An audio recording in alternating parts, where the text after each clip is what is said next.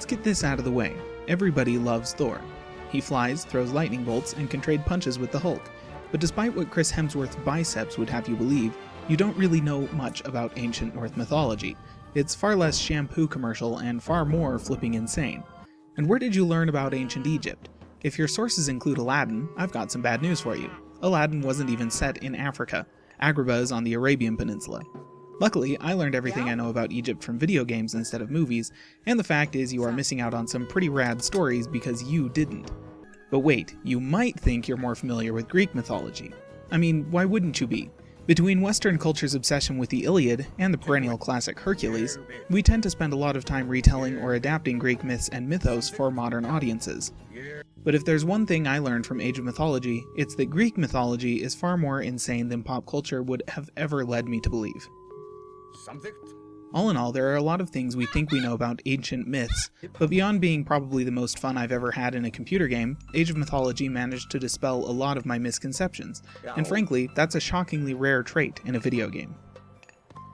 Age of Mythology, released in 2002, is not a proper entry in the Age of Empires franchise, but it was developed by the same team at Ensemble Studios that developed the Age of Empires games, so at most it's a spin-off, if not outright the third game in the series. For me, personally, it's my favorite game in the series, and while I recognize that the gameplay probably isn't quite as refined as Age of Empires 2, that doesn't change the fact that I had more fun playing Age of Mythology than I did playing the Age of Kings. Age of Mythology pulled a page from StarCraft's book, and focused on just 3 civilizations instead of 12 or more like Age of Empires typically did. That meant that the developers had more time to focus on differentiating the civilizations, resulting in unit trees that are substantially different from one to the next. It's true that the buildings remained largely the same, and some of the research carried from one civilization to the others, but the differentiation went far enough to make playing as the Norse, for example, feel very different than playing as the Egyptians or Greeks. Somewhat amazingly, the balance didn't suffer much for all the differentiation. Age of Kings was an almost perfectly balanced game, in large part because 90% of the tech tree is the same no matter what civilization you are playing as.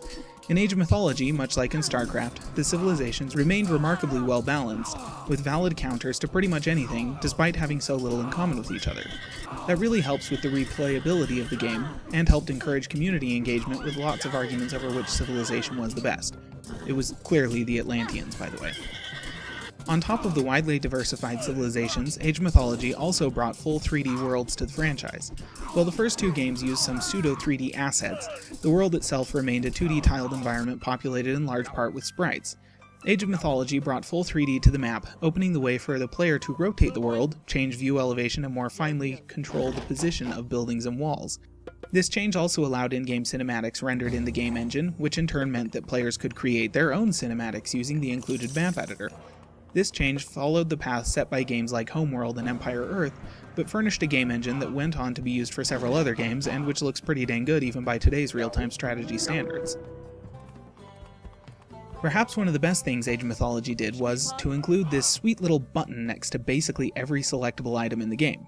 Clicking on this little exclamation point would bring up an info dialog about that unit or building, providing useful game information in addition to a description of its historical backing. There are actual historical facts here, sure, but there's also a wealth of interesting stories and background for the various myths that inspired the units and buildings in the game. Sure, it's possible to play this game forever, and never get access to that information, but if you were at all interested in learning about the stuff in the game was happy to help out. It was a truly excellent addition to a franchise based on historical civilizations, and it made learning these stories more interesting than they otherwise might have been.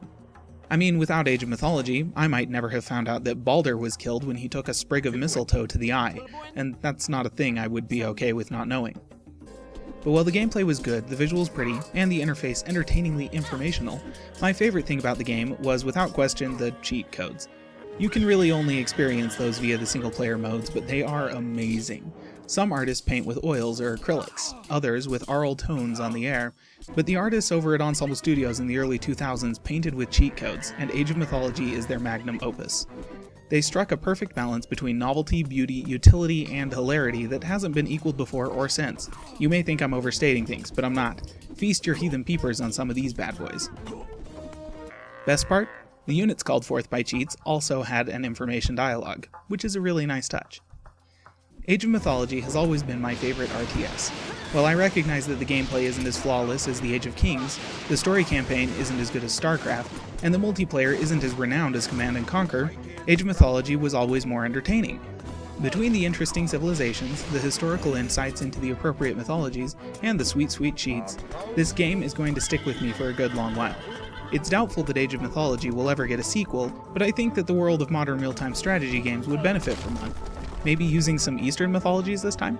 Anyone? Please?